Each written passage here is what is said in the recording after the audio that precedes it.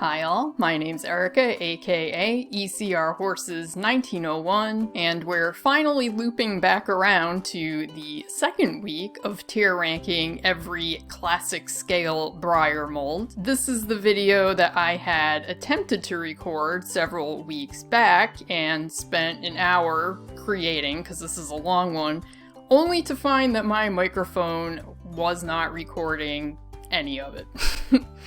So I finally felt the urge to try it again. And yes, I did check and my microphone is working. Before we jump into that though, I did want to thank everyone who sent their well wishes for my cat. If you saw my last video, you might remember that I mentioned that my cat had recently been very ill, and I'm happy to say that he has been doing much better, although it was definitely a scary few days. So thank you again for your kind comments. Alright, I don't really feel the need for a long lead-in. Let's get going into the first horse. First up today is the Halflinger foal, introduced in 2011, sculpted by Brigitte Eberl. I am shocked. It is another foal that is quite nice.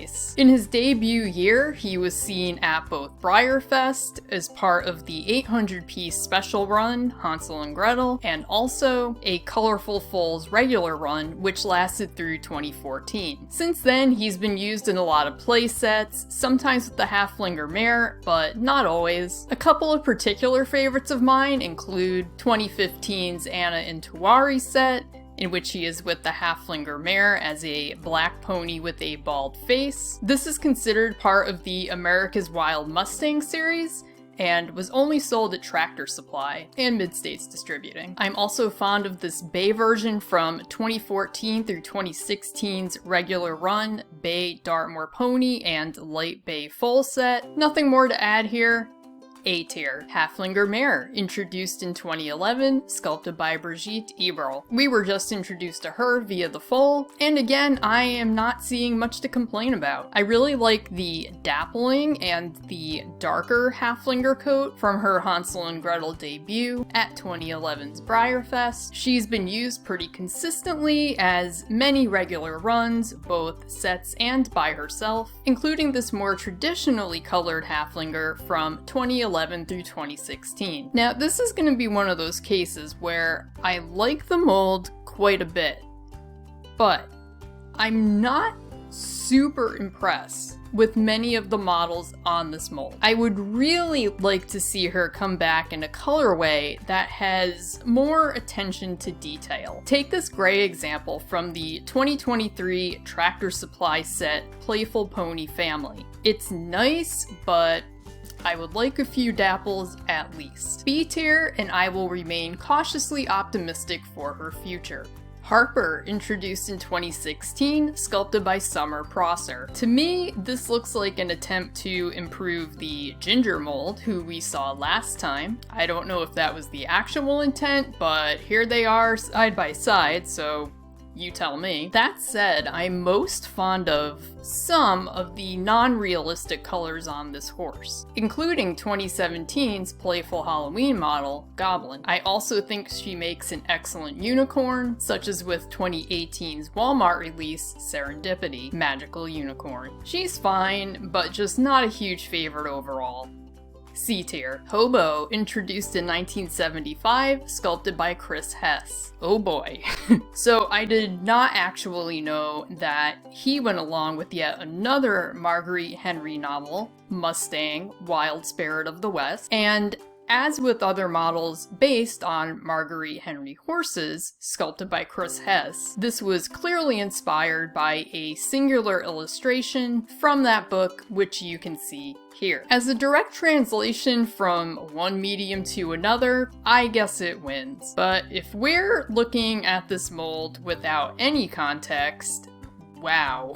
This absolutely falls into tragic territory. To probably no one's surprise, he was not used much at all by Breyer. Although he was the raffle model from Breyer Fest in 1993 as the silvery gray Nevada Star, and one was sold at auction that year, but as will be annoying throughout this video, we don't have auction prices, sale prices for 1993.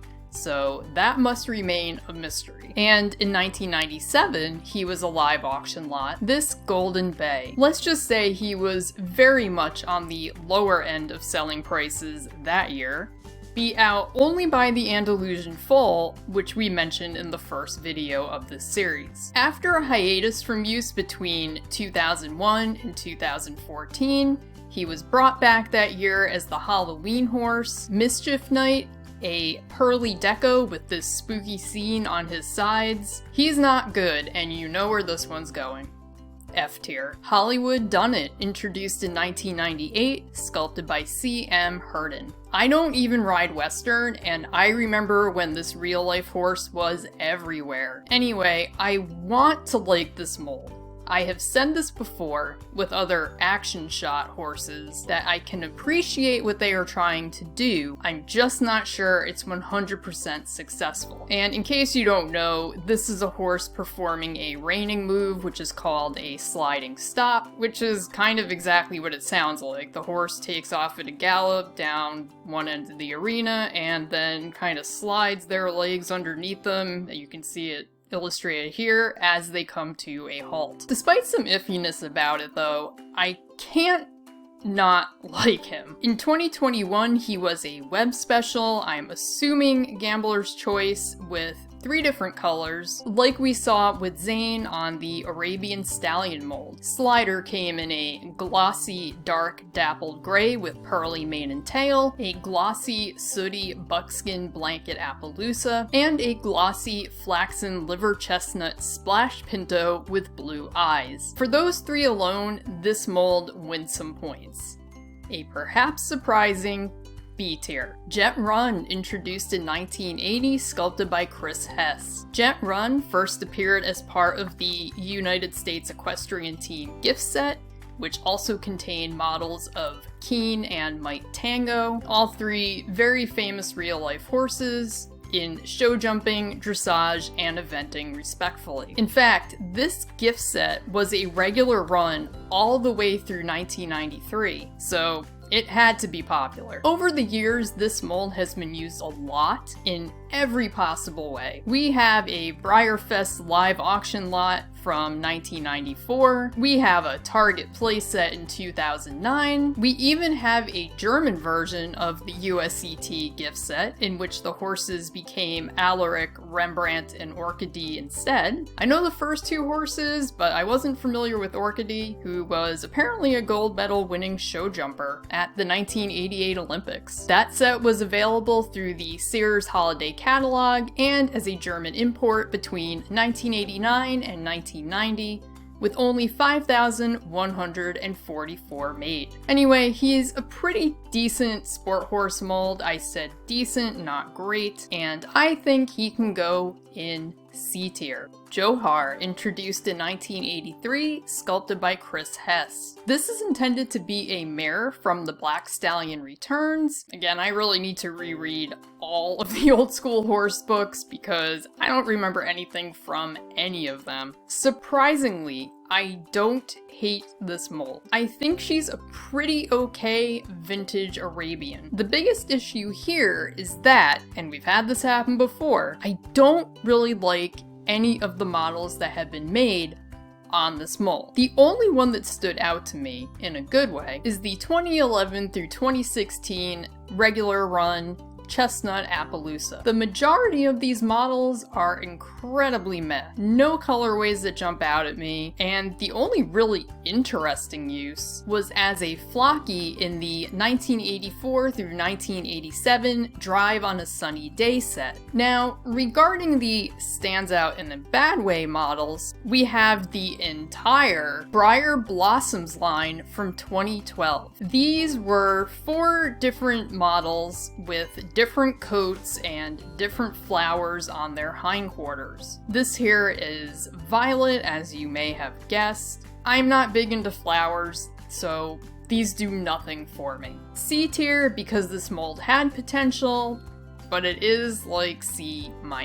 Keen, introduced in 1980, sculpted by Chris Hess. As previously mentioned, Keen was part of the US Equestrian Team gift set from 1980 through 1993. He's also been used a lot over the years in a variety of sets. There have been good versions, such as the 2009 through 2011 regular run Chestnut Thoroughbred. Look, we even have dapples. And plenty of not as good examples. I guess not surprisingly, my favorite iteration is the Flocky delivering the good set from Montgomery Ward's 1984 holiday catalog. What's interesting is that at 1994's Breyer Fest, he was a live auction lot simply described as Mahogany Bay Classic Keen from the USET set. And he only sold for $175, which was one of the lowest sellers that year. Seeing as that set had just been taken out of production following a very long regular run, maybe everyone was simply tired of seeing this mold. I'm not though. I will go with B tier. Kelso, introduced in 1975, sculpted by Maureen Love. This was part of the Racehorse series from 1975, along with several other models we'll be seeing later. Also, as you may have guessed when you heard the name Maureen Love, these were all originally sculpted for Hagen Renneker. Anyway, I have a soft spot for this mold because I had Norita from the 1991 through 1992 After School series. And I really like this horse. I named her Zest, as a matter of fact, and she unfortunately faced a tragic accident when some friend I had over, I don't remember at this point, made her gallop a little too hard and snapped off her front leg. I did keep the model for a while after that, and I think I might have tried gluing the leg back on to no avail, but no matter what, I don't have her now, and I think that is the only Breyer that I got rid of before I was actively collecting. As you've seen in other past videos, I still have my very dinged up Sherman Morgan, who was my actual first Breyer ever back from like 1986 or 1987. He's missing a leg too, but I guess he got a little more leeway. This mold has had a surprising amount of other retailer runs. From the typical Sears holiday catalog to QVC to lesser known sellers such as Hobby Center. There are two particularly unique Kelsos. One was from 1993, in which she, along with a quarter horse foal model, were sold with the game Herd Your Horses via Aristoplay with 4,000 sets total. I have this game and I do enjoy playing it, but no one ever wants to play it with me, so sad face. Also, Kelso has been a Breyer Fest live auction model twice in 1997 and 1999, and it's the latter one that I want to talk about. That year, she was a gorgeous Wedgwood blue, even if it looks a bit turquoisey here. It sold for $1,000, which was decently high that year. We're going A tier. Lipizzan Stallion, introduced in 1975, sculpted by Chris Hess. Here we have a Lipizzan performing a Lavad, and he's okay. Interestingly, he's only been used for special runs after his initial regular run from 1975 through 1980. Most recently, he was seen in 2022 as the web special Johann. This model came in 4 different glossy colorways: a liver chestnut pinto, a palomino, a dark bay, and a semi-leopard Appaloosa. They're all pretty nice in my opinion. As I said in the beginning, he's okay.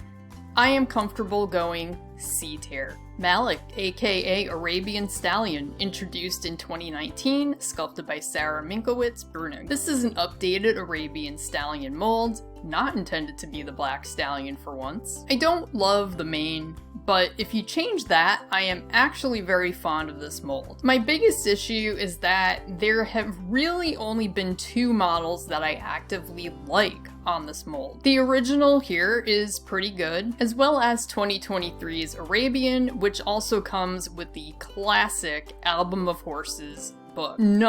Zero of his decorators have been my cup of tea, especially not Just Like Fire from last year's Breyer Fest. This could have been an S tier, but due to lack of numerous good models, it's an A tier for now.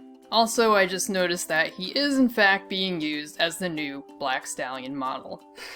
Man o' War, introduced in 1975, sculpted by Maureen Love. He is a nice mold, and he is going to be rated highly. Let's just get that out of the way. No surprise that this mold has been used to portray Man o' War many different times over the years, most recently in a set that came with Walter Farley's fictional biography. However, he's also appeared as other racehorses, including Affirmed in a 1988 1,000-piece Hobby Center set, and a Secretariat in a 2023 Vintage Club offering, of which 50 pieces were a gold charm colorway instead of chestnut. He's been a Breyer Fest live auction lot twice, in 1993 and 1997. The 1997 was also a Wedgwood blue, like we just saw with Kelso earlier, but unfortunately we do not have a picture of Man o' War in that colorway, but I imagine it was good. He also sold for $1,400 that year, which was very decently high. And speaking of the color blue, one of my absolute favorite models on this mold is the blue decorator Lancelot, who was a 2019 web special, along with a glossy Palomino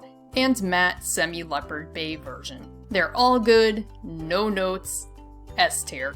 Mariah, introduced in 2012, sculpted by Christina Lucas Francis. Mariah was originally intended to be a Morab, a cross between a Morgan and an Arabian, and has largely been used to portray that or a straight-up Morgan almost without exception. It feels like Fairfax, who we saw in the first video of this series, should be the stallion that goes with her, although there is a different Morgan stallion that we will see next time. She's nice, though I definitely prefer her realistic models to her fantasy ones, except for Tabitha, the 2022 Halloween horse. That one's pretty good with its witch outline. Also, I'm old enough to understand the reference. Are you? As of when I originally wrote the script for this video, which was apparently the 21st of December, 2024, she is, and I think this is still probably true, being used in no less than 3 different classic scale sets, as the mare in the Effortless Grace Horse and Foal set, the Spanish Mustang Family set, and in the English Horse and Rider set.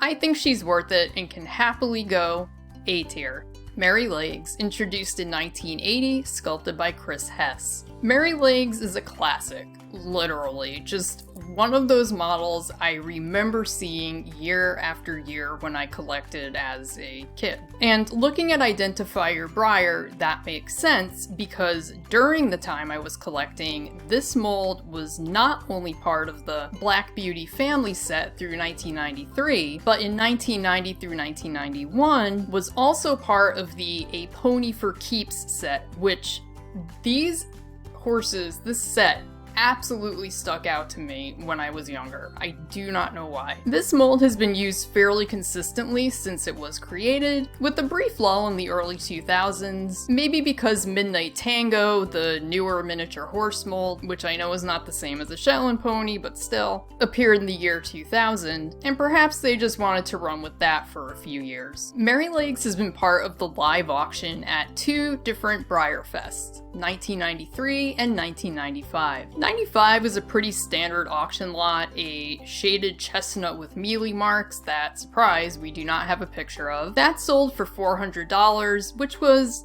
lowish to mid-tier that year. In 1993, however, there were 4 different Mary Legs live auction lots, each one a different test color. There was a chestnut, there was a dark bay, there was a blood bay, and a shaded light gray. I wish that pictures existed for any of these, but sadly they do not. And as I mentioned, for whatever reason, 1993 was the year for which not many selling prices for the live auction lots were recorded, so we don't actually know how much money any of them went for, which is a bit frustrating. But still, I'm not sure we've seen that kind of auction lot array for any other mold thus far, so I wanted to mention it. I've talked too much, and after all that, it's a C tier, but it's a C+. Mustaino, introduced in 1992, sculpted by Rowland Shaney. Again, I remember when this guy came out and he went straight onto the wish list. I loved him and I thought he was fantastic. In fact, I do still have him, and in my notes I am supposed to show him to you. However, I don't know, he's buried downstairs. We've moved a lot of things around down there, and he's not easily accessible, so unfortunately you're not going to get to see my very own copy of Mustaino, but I can tell you that he is still not in too bad of a shape. But regarding the mold itself, it has issues. Perhaps most notably, this mold has almost no throat latch to speak of, so sorry if you like that in a horse. Well, my opinion aside, this mold has appeared almost every year since 1992, and has especially been used a lot for the America's Wild Mustang series, sometimes sold through Mid-States Distributing or Tractor Supply, such as this set from 2015, Mosca and Hilaku, Dun Stallion and Colt, or through Walmart in many different sets, from 2001 to 2005, such as 2002's Sacred Medicine Hat Stallion and Grey Wolf, and 2008's Red Rain, Red Roan Stallion, and Raindrop, Bay Roan foal. He was a Breyerfest live auction lot once, and the description is that it's an unpainted resin from 1991, but this was sold at the 1993 Breyerfest. For the millionth time, that was the year without the noted selling prices, so who knows what that went for. He is really not good, and I think that D tier is fair. Mustaino the Foal, introduced in 1993, sculpted by Rowland Shaney. I love this foal mold. He is perfect, no notes. I picked this guy up for $2 at the last local swap meet, and it was an excellent purchase. Should this be my next conga? I think yes. S tier, and no, I am not joking. Mustaino's mother, introduced in 1993, sculpted by Rowland Shaney. Having been introduced as a Mustang, like the Mustaino mold, she has been used in not just the America's Wild Mustang sets, my favorite of which is probably this one, Sedona Sabino Pinto Mare and Tucson Bay Foal from 2008 Walmart, but at the same time, often in overlapping years, she was also used in a variety of Cloud Mustang series sets. She has only appeared as a standalone model once following her introduction, and that was 2011 through 2014's Silver Bay Mustang regular run. She also has some real conformational issues, even if I can appreciate the idea of the mold. It's another D tier. Mite Tango, introduced in 1980, sculpted by Chris Hess. If you watched my model horse haul video from October 30th, you may remember that I picked up a unique one of these guys at an estate sale who had some kind of heat-related unfortunate incident.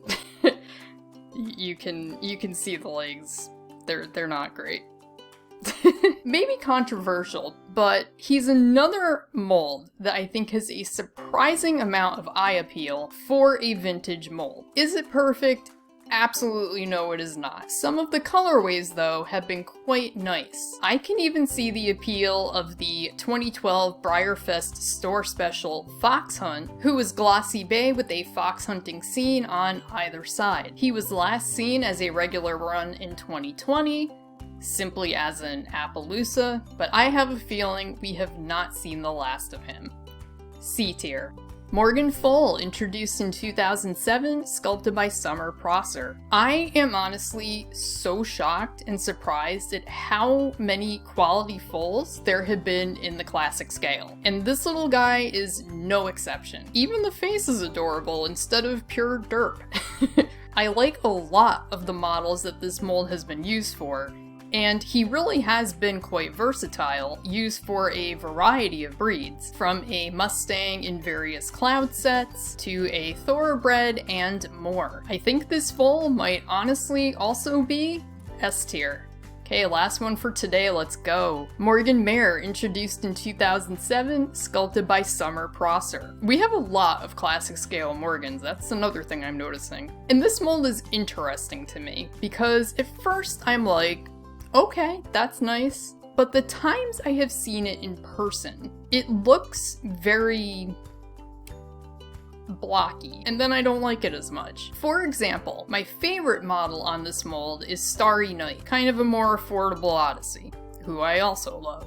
Anyway, I've seen Starry Night in person. There's always something about the horse that holds me back from actually getting it. Like, this is gonna sound strange, but in person, it strikes me as somehow too artificial. I really don't know how else to describe it. That said, she's had some well done models, such as the 2009 to 2011 regular run Buckskin Morgan, and I like the Scorpio Deco. However, this mold was also chosen for that atrocious Breyer Blossoms series, which isn't the mold's fault, but no thanks. This is a difficult one to rate. I'm going to say B tier, but it's a B minus because of that intangible quality that I just don't like in the actual model. Okay, final tier totals for this video. Every tier had at least one addition. We now have 4 in S tier, 7 in A tier, 10 in B tier, 9 in C tier, 6 in D tier, and just 3 in F tier. And here's where I have to go rogue because the outro I originally wrote doesn't really apply anymore, so let's see how this goes. So there's still 2 videos left in this particular tier ranking the classic series, but I also owe you my 2025 goals video, which is actually mostly written. There's like a tiny little bit on the end that I have to get to that I just have been putting off.